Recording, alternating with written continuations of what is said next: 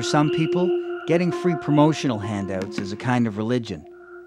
They're the ones who line up the night before for complimentary movie passes, who spend hours redialing the radio station for a giveaway CD, and who would climb over their grandmother to catch a free t-shirt. Sometimes called ticket trolls, these folks have been around a long time. They seem at first glance like happy-go-lucky oddballs. In fact, they are actually a tightly knit organization with worldwide membership. Join us now for an inside look at the central headquarters of entrepreneurial promotional enthusiasts. How are ya? I'm Brian Pennington. Nice to meet you. You're the fellow that called me, Yes, right? that's right. Ross Smith. Hi, nice to meet you. Director, yes. Hi, how are you? I want to begin by asking you about the history of CHE.P.E. Chepe. Actually, a lot of people do mispronounce it, but it is pronounced Chepe. I see. Okay. Chepe began, I would say, probably close to 50 years ago. No kidding. Yeah. My uncle, Maurice Richard, was the original founder of the Chepe organization. Rocket Richard? That's right, yes. The hockey player. The hockey player, the one and only. Mon oncle Maurice was a big collector of Toronto Maple Leaf paraphernalia. I have a photo right here. Maurice Richard collected Maple Leaf stuff. Well, we don't generally like to admit to it, of course, but yes. He was a very complicated man, Mon oncle Maurice. Was he? Man of contradiction. Chepe International, how may I direct your call? Oh no, she went home sick. No, she ate too much free popcorn last night. As our tour of Chepe began, Tony showed me some of their loot. T-shirts, coffee mugs, and keychains. Common swag, as he called it. Tony also showed me promotional items from movies that were, well, less than mainstream. On the third floor is Chepe's International Freebie Phone Center. Chepe workers dialing round the clock, scrounging tickets and trinkets from all over the world. At the time of filming, a major initiative was underway to score free tickets in 14 international cities for a popular concert tour.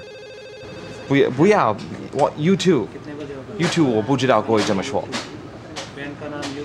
谢谢你。我不要谢谢。谢谢。 Then we hit pay dirt. Tony agreed to let us film in the vault, the room where Chepe stores their most prized possessions. I'm sure it's safe. Tony calls these items les gratis. Just noticing the no passengers. We traveled a quarter-mile underground Please disengage perimeter alarm. to become the first non-Chepians to witness the complementary inheritance of generations.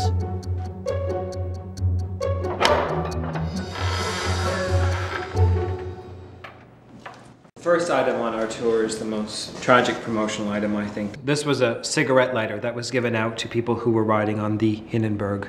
Oh, they gave out the lighters if you went on the Zeppelin. That's correct. Oh, that's... It wasn't exactly the smartest promotional gift ever Not created, really. but nevertheless, it is probably the most tragic. This is the very first movie promotional item that was ever given away. Battleship Potemkin, the famous Russian movie. That's right. And for the first 100 people in the lineup, they received this special baby carriage keychain. Look at the craftsmanship behind this. Look at that blanket in there. That's real terry cloth. There's no baby in there. Well, I hope not. Let's not find out. And this, of course, is our pièce de résistance, Really? as mon oncle Maurice used to say. Looks like a Van Gogh copy. No, my friend. It is an original Van Gogh. What are you talking about? Well, you know that painting of the chair? Yes. Well, Van Gogh was such an avid promotional product collector. Yes. That if you look here in this original, there's the ashtray that says compliments of Moulin Rouge. That's where Van Gogh stayed much of the time. So this is actually what he was painting, the ashtray and not the chair. Well, why would you paint a painting of a rickety old chair? I mean, really, what's the value of that? Well, where's the ashtray now? Well, no one's quite sure. Last we heard, it might have been in Beijing, but let me tell you something right now. That is Chepe's holy grail. To get our hands on that Van Gogh Moulin Rouge ashtray is why we get up out of bed every morning. Our visit at Chepe was coming to an end. We decided it was time to inform Tony that documentary crews often take freelance corporate work and that our current client was Revenue Canada. Barb, could you come in here, please? I don't appreciate this whatsoever. The Revenue Canada officer outlined how they had been monitoring Chepe's international transactions. She went on to say that together with the footage we had taken that day and their documentation, they were ready to proceed with charges of tax evasion in the amount of $7.3 million over 26 years. Tony was understandably upset. Diana Schwartz, the second floor The boardroom. members of Chepe feel that Revenue Canada is trying to elbow them out of the No, promotional we're market. just trying to make it fair for everyone. Really?